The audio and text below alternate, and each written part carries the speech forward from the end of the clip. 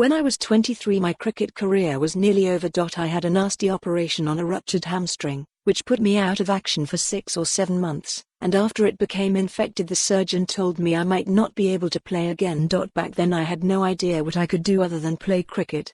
When you are playing, you don't really consider other options.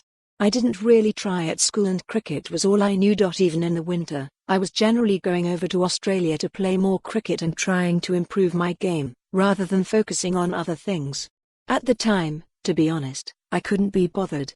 You don't think about retirement when you're traveling the world and doing a job that doesn't feel like one.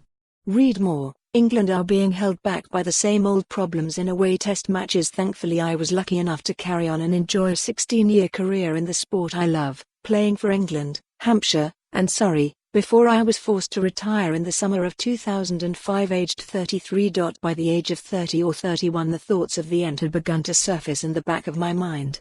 I had struggled with injuries throughout my career, and I was no longer getting the financial security of a 3-year county contract, or an England Central contract, to fall back on. The 1-year deals towards the end of my career were completely understandable. Surrey had to look towards the future with younger players, but they added extra anxiety.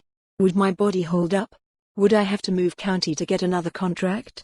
You can't really control injuries in sport, and my back and knee problems ultimately wore me down. By the summer of 2015, a light switch had been flicked. My body had had enough, and I knew I was done. There was no thought of trying to battle on. I was grateful for what I'd experienced, but ultimately I was ready to move on. For many, the question of what next is a tough one, but I was fortunate enough to have already had an area of interest. Passion for property. I knew Tom Jewell because we played together during my final years at Surrey. His family have a background in property, and in the months before I retired, he helped me invest some money I had saved up into starting a property portfolio. I had always been interested in property and wanted to get into the sector upon retiring from cricket. In Tom, I found a perfect business partner.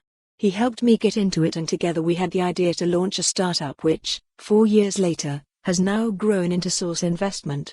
Jumping from cricket into business was daunting at first, as although I felt I knew a fair bit about property, I wasn't an expert.